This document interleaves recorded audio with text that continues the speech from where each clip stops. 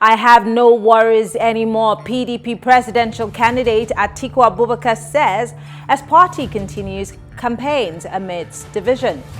And Femi Gbajabiamila says the federal government is making interventions to explore the possibility of partial payments to ASU lecturers. This is Plus Politics, and I am Mary Anako.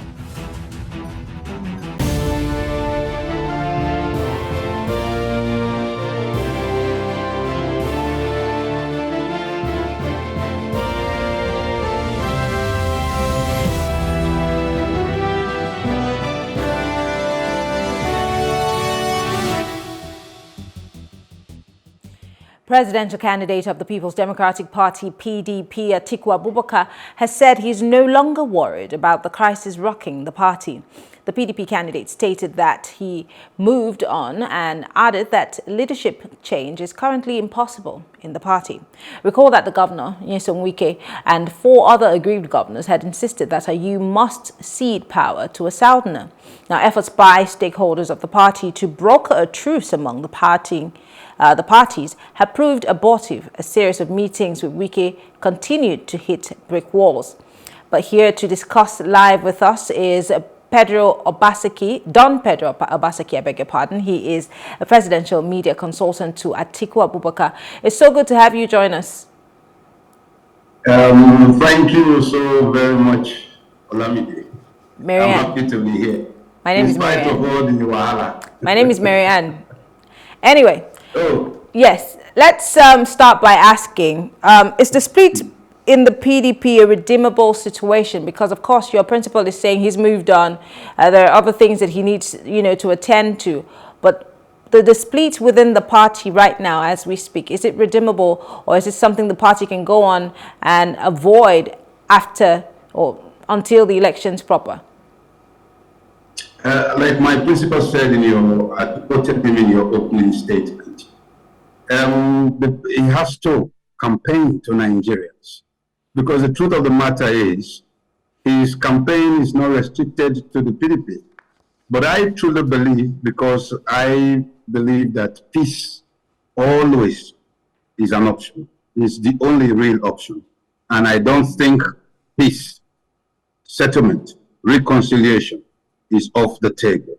What my principal is just saying is that while negotiations, soothings, and all other visceral necessity to placate whoever might be feeling a little bit maybe blown out of proportion, whoever the persons may be, we have to campaign to Nigerians. And that is what is primal. And that primal responsibility of campaigning to Nigerians over his manifesto for Nigerians is very paramount, and that should not be an unnecessary or untoward distraction. That is the situation. Now, let's talk about the importance of these people. Now, we're not in any way, or I'm not in any way saying that these people are bigger than the party. Just as you've said, the most important thing to you is to campaign to Nigerians. But you need these governors in these areas, because these are strongholds of the PDP. I'm talking about a Governor Makinde. I'm talking about a Governor Wike, for instance, a Governor Ortam, and the rest of them. You do need these people to be able to, one way or the other, strengthen the party in those areas. I'm trying to understand how you mean when you say, well, what is most important is to campaign to Nigerians. Yes. But how do you separate that from the party politics in those areas where the PDP does have a stronghold? Yeah, but I did not say that we are forgetting them. No, that is not my position. That is not my assertion. My assertion is, while this need to placate these seemingly, disgruntled members is going on. It's ongoing. It's an ongoing process. The election is still roughly about 3.5 months away. While that is going on, we cannot forgo our primary, I use the word primal. So the others may be a little less important, but it is more important to speak to Nigerians. And if you notice the trajectory of the campaign or of my principal ever since he he joined the race, he is being a stickler for property, for the timetable, for the exactitude, so that we do not fall short on both sides. It is important, yes, that we make sure everybody is on board. I am not one of those who will go into the public domain and begin to castigate other members of the party, irrespective of the differences, because in every family, it is not restricted to the PDP. It is also there in the APC. It is also there in the Labour Party. But it is the management therefrom. And I keep trying to, in my own limited capacity, to tell our aggrieved governors that sometimes they must look at the larger picture. And what is the larger picture? The larger picture is the return of the PDP to the pinnacle of power in Nigeria come May 29th, 2023. Once you have that, it's like managing by objective. Once you understand that that is the overriding objective, it is important sometimes to bury the cudgel. It is important sometimes to bury the hatchet and begin to push the larger agenda, and that is to make sure Nigerians via the PDP are able to remove the sitting government that has taken Nigerians to this journey to Neverland. And that is important. Anybody within or outside of the party who does not see that is an indirect connoisseur, is an indirect better of the death of Nigerians. And that is the truth. So I personally do not think that Mr. Samuel Otom or Barrister Nyesom Wike and other persons who are towing their line, I do not think that it is not on them that Nigerians need to be rescued. And the only party that has the overriding spread, that has the goodwill, that has the manifesto to deliver Nigeria is the PDP. And the person who is our flag bearer is Atiku Abubakar. That is a truism. It's not a manufactured fact. Now, on their own, we know all the problems, or it has become common knowledge, it has been flogged in the public domain for upwards of 4 or 5 months now.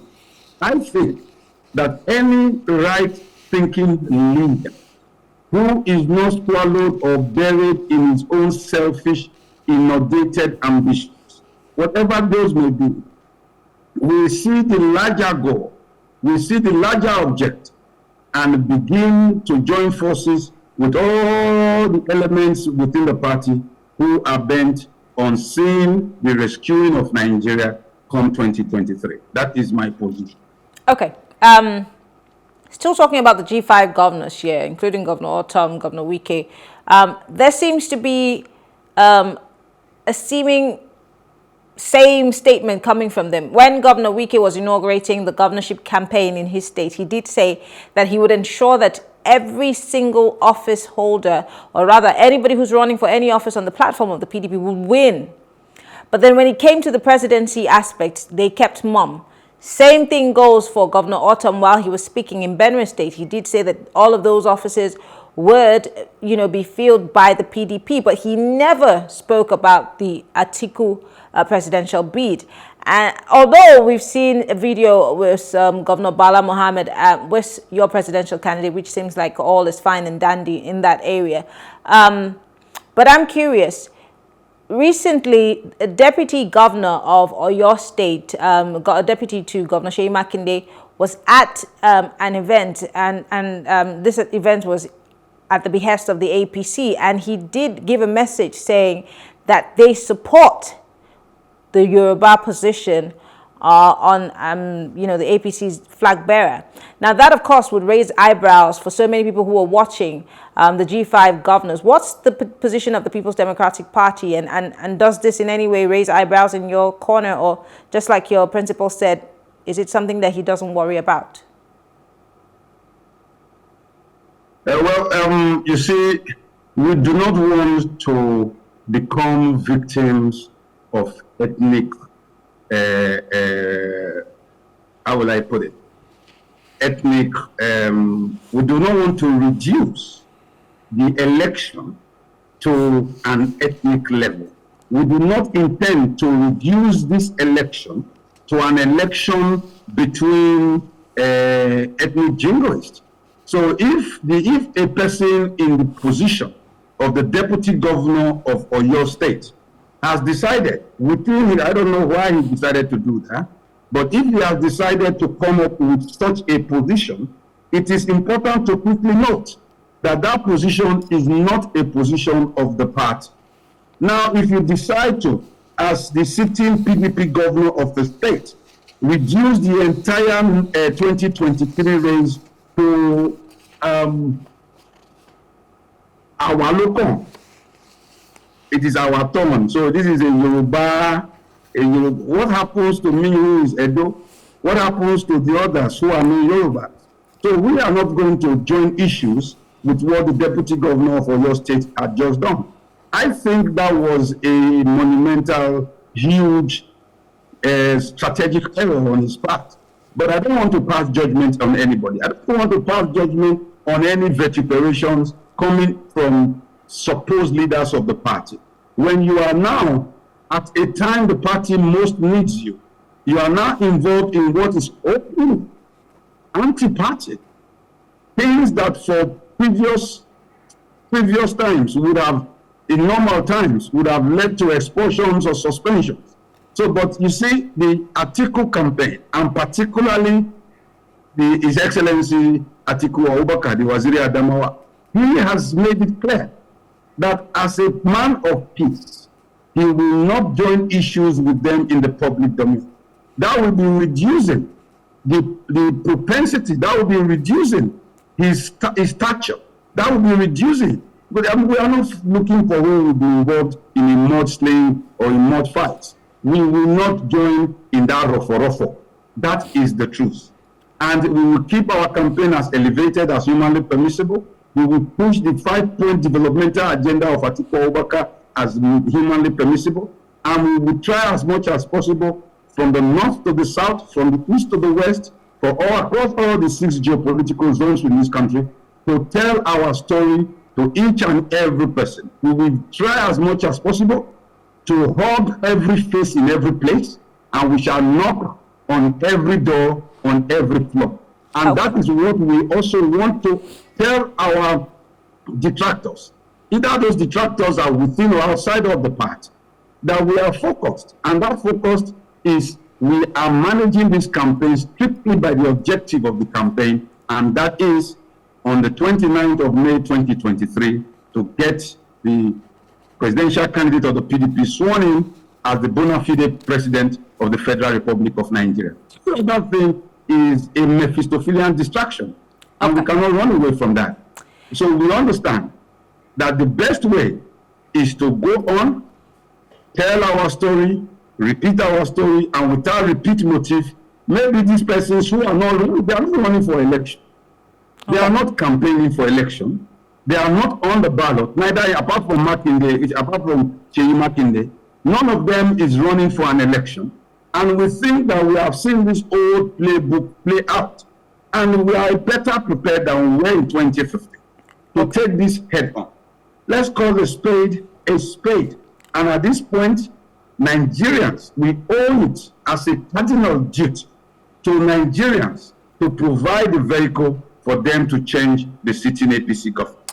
All right, let's still talking about internal crisis within your party.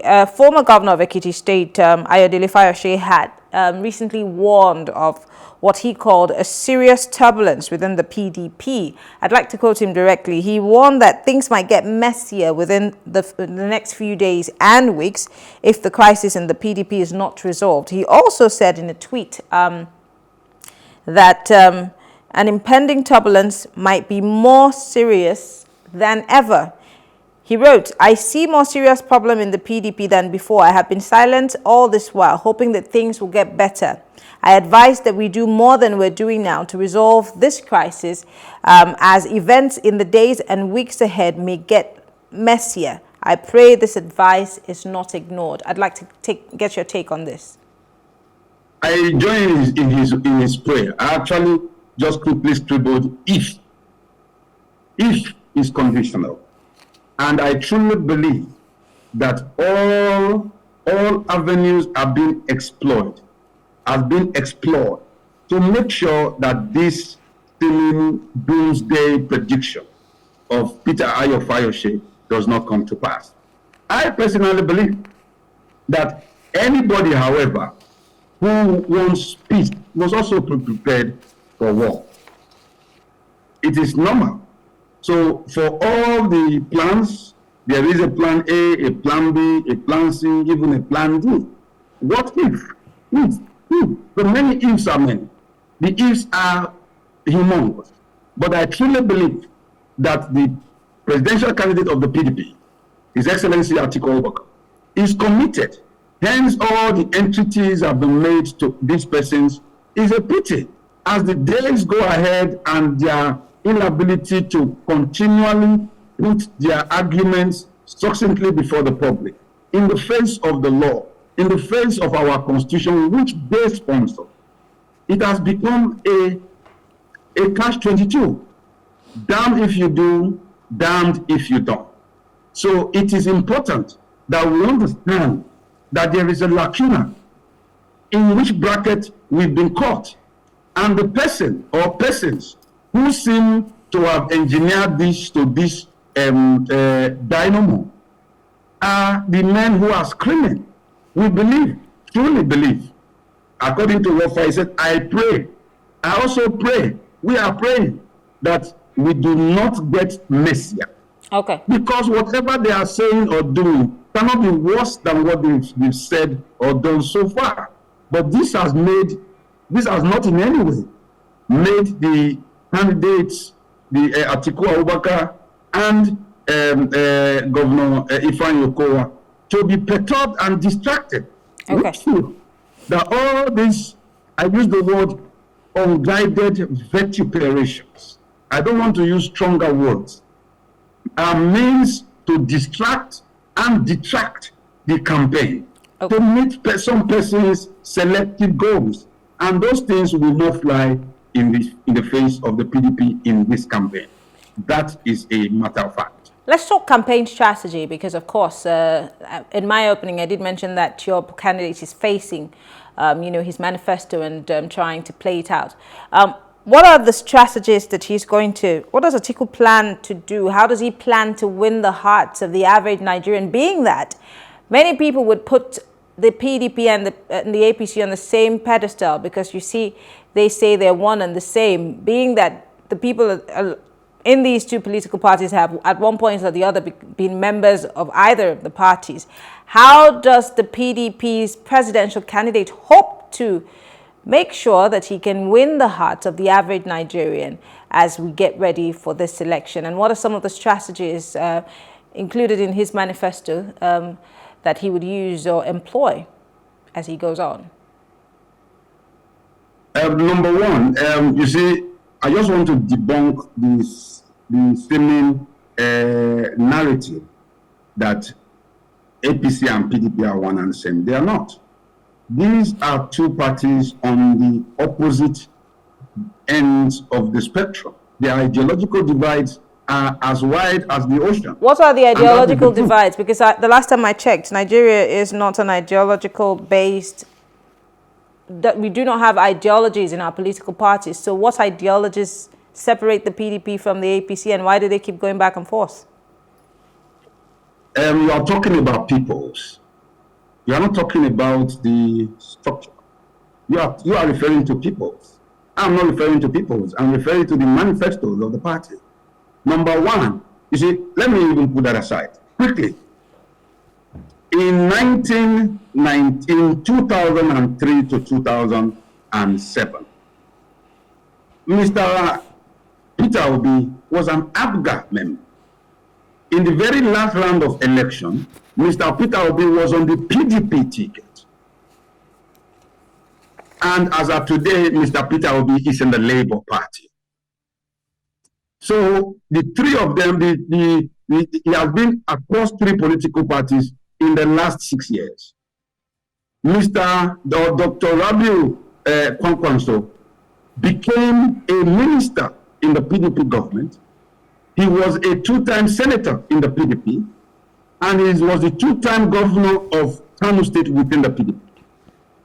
So anyone who is beginning not to see that the product differentiation is clear, the person is a little economical with the truth. The sitting president of the Federal Republic of Nigeria first ran for office as an ANPP candidate. By the time he was running again in 2011, he ran as a CPC candidate. And by the time he ran in 2015 and 2019, he was an APC candidate. So the fact that there has been accommodation, movement, motion by persons between all these parties do not make the parties not to be different.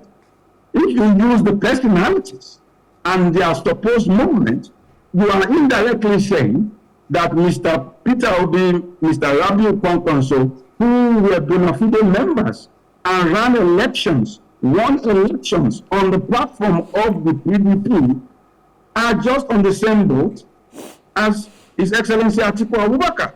I am not saying this to make anybody feel good or bad. That is a statement of fact.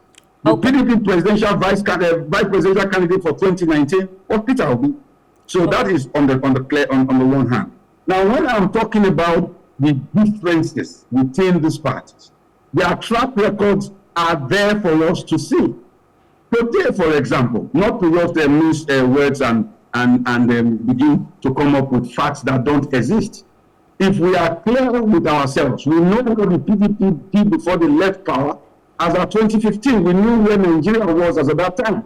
So what we have is not a mudslinging, blame them for 8 more years as the APC has done. We have a publicly declared, publicly presented for the last 7 since March, my covenant with Nigerians, the Atiku Manifesto, which is the manifesto of the PDP encapsulated in a 5-point agenda that takes us from our problems with our unity, our problems with our security, our problem with the lack of infrastructure and the need to grow the economy and take Nigerians from poverty. Our 2 most cardinal problems today is a paucity in the pay pocket, because the economy is run by people who seem not to understand economics, and the security problem of this country, which is exacerbated by our agenda number 5, a very crazy lack of education. Because you cannot move the people forward if you don't raise their brain power upward. And then the faulty, seemingly intractable nature of our federal system, which has created a huge behemoth at the center that needs to be restructured for a proper devolution of power. So we have, on a scale, a simple matrix that will attract the upwardly mobile middle class, that will attract those who are involved in the economics of this country, that is geared towards a proper provision of power. When I say power, I mean of electricity, which is the backbone for any industrial output, and then to make sure that we arrest the debilitating security situation in the country. Because we have seen it, that the present government has absolutely lost the plot. So what we have are both medium-term, are based on a tripod, short-term, medium-term, and a long-term fixing up to the year 2030. I was happy if you have heard our vice presidential candidate, Dr. Ifeanyi Okowa, speaking of late, you will find that the PDP has a proper, well-structured manifesto that addresses the immediate and long-term needs of the Nigerian peoples, irrespective of their tribe and clan, and at the same time, willing to pull up the poverty level, pull up the poor man in Nigeria in a realistic matrix of providing 3 million jobs is very doable in Nigeria and raising our GDP at least to a benchmark of about $5,000 per annum, which is doable. Okay. So that is what we are saying. And for us to continue to lacerate and be held back by persons who are not on any ballot at any level, by persons who seem to be bent on truncating the upward mobility of the Nigerian people via the PDP, they are indirectly trying to insist on entrenching this very government. A government which, in the last few months, in their own mouths, I remember Mr. Wike speaking some months ago that for Tinubu to have come to say he wants to continue the work of the present government is a slap on the Nigerian peoples, because we know that today a bag of rice is 51,000 naira. We know that the economy on a macro scale has gone from a proper economy to a basket case. We know that today, just within the pressure of just 2 weeks, the Nigerian naira has almost turned out to become toilet paper. We know. So we cannot, because of the inordinate ambitions and anger of a select few, keep the whole Nigerian nation on a leash. All right, that is what the PDP has come to do. All right, before we go to something else, I want to take you back to the issue of ideologies. I like to clear out stuff. So you talked about, I talked about the APC and the PDP. You brought the NNPP and the Labour Party. So let's go back there again. Now, the assertion that you made, or the examples that you gave, were people who ran for Peter Obi. He ran, of course. We know his antecedents. We know the antecedents of Rabiu Kwankwaso. But then Nigerians have not necessarily experienced these guys, neither the NNPP or the Labour Party, as their president and as a leadership across the country. Nigerians have experienced the PDP and the APC, and they've seen both sides of the coin. So my question again is, how do you intend to get these same Nigerians who've lost hope and faith in the PDP and the APC to vote for you? Telling us the same stories that you've told us for the past few years, and here we are again. Going head to head with the APC. So I'm asking, how do you intend to? Because again, like I said, we haven't experienced the NNPP as a leadership across the country. Neither have we experienced the Labour Party as a leadership across the country. Why should Nigerians not give those people a chance as opposed to you guys? Okay, in 2015, Nigerians had not experienced the APC. But Nigerians had experienced the PDP. And as at that time in 2015, I'm sure all of us are adults, and we are not raised with short memories. As at that time, if we now look back either in anger or by the benefit of hindsight, what we are saying was that we demonized, unquote, a seeming, to use the word that was banded rapidly then by the APC, a clueless Jonathan-led PDP. That was what was banded. And it showed, because there is a saying in Benin, in Yongbo Botiti, I will explain, now new team, now they catch body. But it doesn't necessarily mean that a new team, now better pass. It doesn't. So what we are saying is this, that Nigerians should sit back, press pause. Let's not go through the same trajectory, the same path, the same eating path, the same narrow path that we went through in 2015, which was based on the fact that you guys are new. But unfortunately, we saw what the newness has led us. It has taken the Nigerian economy that had almost wiped off East Paris and London debts by increasing almost 10 times what was borrowed by the PDP in 16 years was done in 7 years of the APC. We have seen that the poverty index has increased by close to 700%. We have seen that all the promises, not all that seem to glitter, is gold. That is what we are saying. We are saying that these people have been tried, tested, and this was where they left Nigeria. And at the time, just only 5 months before the PDP were removed from office, the World Bank and the IMF calibrated Nigeria, as recalibrated our GDP as the foremost economy, as the largest economy and the best performing economy in Africa. But as at that time, investment in terms of FDI were streaming in by the droves. People were angry that maybe 2 things here and there. But unfortunately for us, because of that monumental anger of comfort, we threw the PDP out. We are saying, relax, wake up, and smell the coffee again. But this time, experience should be our best teacher, not the other way around, because we will be doing this now via reverse osmosis. We have done this, and for 8 years, we have rolled back 25 years. In 8 years, the Nigerian economy has gone back to the doldrums. In 8 years, we have turned the nation into an unspoken meritocracy. In 8 years, we have seen them move from us to be a nation that was seemingly safe to become the kidnapping capital of the world. We are in a mess. And the only way to do this is not to bring in green homes, but let us bring people. Let me explain. Let me say this.